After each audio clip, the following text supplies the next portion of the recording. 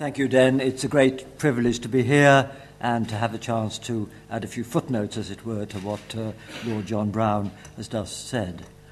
We are honouring today two really great discoveries, and of course it is easy, after they've been achieved, to look back and see how natural it seemed, how naturally one step follows another, but of course each of those steps required not just knowledge, but great imagination at the time.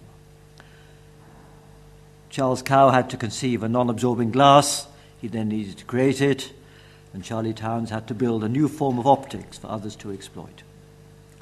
The laser has had a double importance for science. Its existence is an inspiring result of quantum physics, but of course its properties have proved essential for pushing back barriers in science and scientific experimentation. It allows us to do amazing things. It allows us to study chemical reactions while they're happening, femtoseconds, or now almost towards attoseconds, where you can really study the quantum electronic correlations while they're actually happening.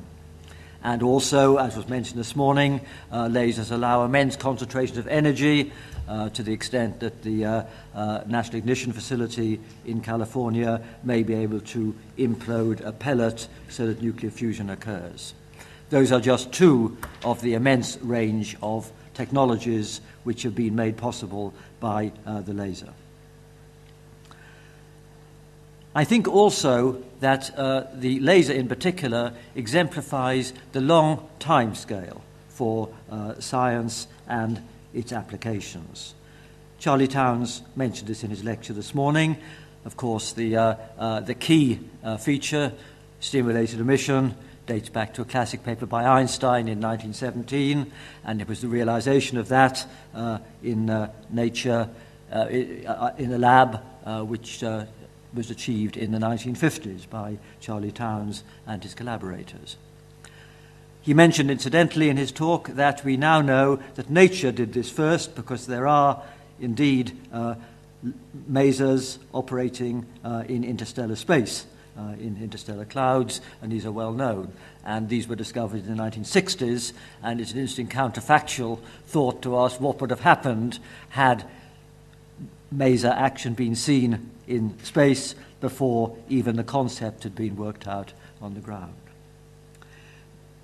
I haven't yet had the privilege of meeting Sir Charles Kao. It's wonderful he's here today, and I look forward to hearing from Lady Kao an appreciation of him later this afternoon. But I would like to say a few words about Charlie Towns, who I've been privileged to know since my early days in astronomy research in the late 1960s. Because Charlie Towns, after the work we are celebrating today, moved to Berkeley and became a pioneer in infrared astronomy and infrared interferometry, and has, with his group, sustained an effort in that subject over more than 4 decades. And I think we should celebrate that, as I discovered looking up on the web, that he published 200 or more papers. He published 20 papers since reaching the age of 90. And I'd like to highlight one particular paper published just last year, of which he was first author, where by infrared interferometry, studying Betelgeuse, which is one of the brightest big stars in the sky, they showed that this star had, over 15 years, contracted in radius by 15%. An amazingly precise observation published by Charlie Towns and his colleagues just last year. So I think Charlie Towns has been an inspiration, not just to the people in laser physics, but to a completely different community for his leadership in that role, and also, of course, for his example of keeping science active throughout his life. And I remember him once telling me that there were some details of the equipment which he felt it wasn't fair to ask graduate students to do, so he would do them himself, because it was a rather messy job. And that's been Charlie's style all through his life, to be a hands-on scientist and an inspiration. Well, we have heard about Charlie Towns and the laser this morning. We will hear this afternoon about the long path between Charles Kao's concept of fibre optics and its realization as a communication technique which is important worldwide. and of course that communication needed the laser, but without knowledge of glass chemistry and the optics of fibres, it would have still remained an implausible dream. And I think it's important that both these great discoveries demonstrate the partnership between what we call fundamental science and engineering.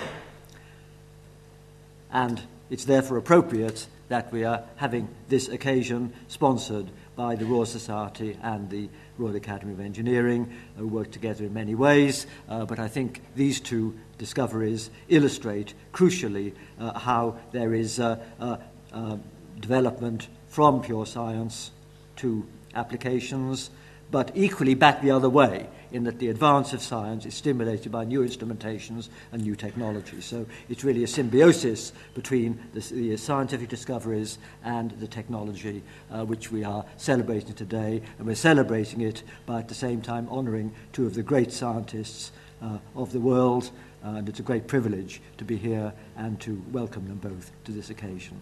Thank you very much indeed.